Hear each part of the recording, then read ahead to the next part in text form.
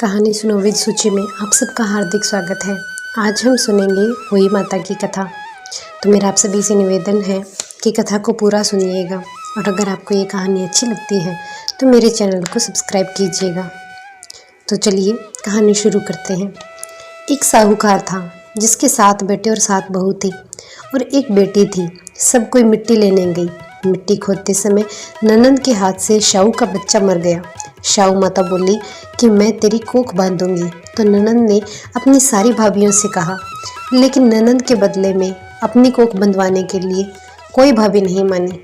पर उसकी छोटी भाभी ने सोचा कि अगर कोख नहीं बंधवाएंगे तो सासू जी नाराज हो जाएगी।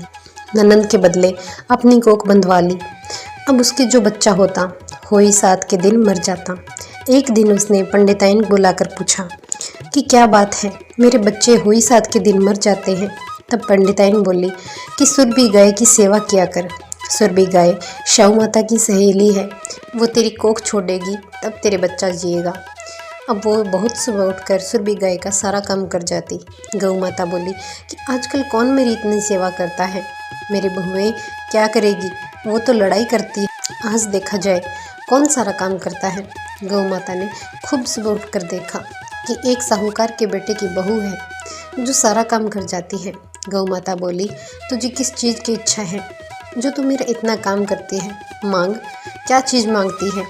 तब साहूकार की बहू बोली कि मुझे वचन दो कि मैं जो मांगूंगी वो दोगी। गौ माता ने उसे वचन दे दिया।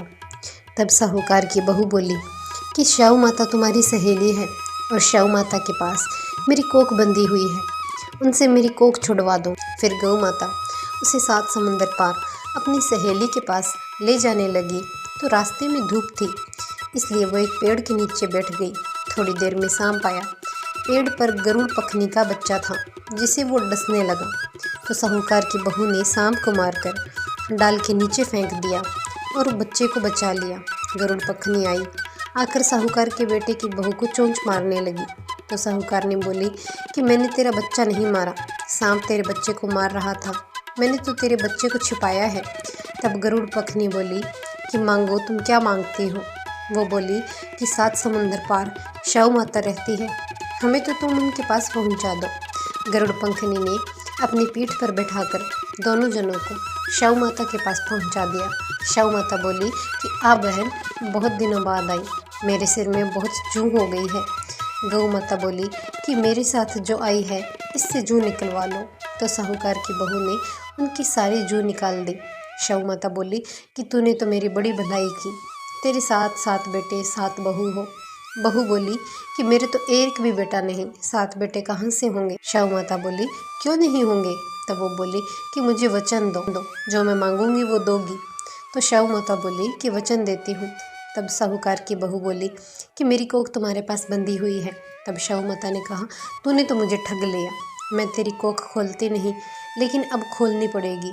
जा, तेरे घर में तुझे 7 बेटे बहू मिलेंगे, तू 7 उजमन करना, 7 होई माता मंडियों, 7 कढ़ाई करना। जब वो घर आई देखा कि वहाँ 7 बहू बेटे बैठे हैं, बहुत धन हो गया है। उसने 7 होई मांडी, कोई दीवार पर, कोई मटके पर, कोई कहीं। 7 उजमन किए, 7 कढ़ाई करी।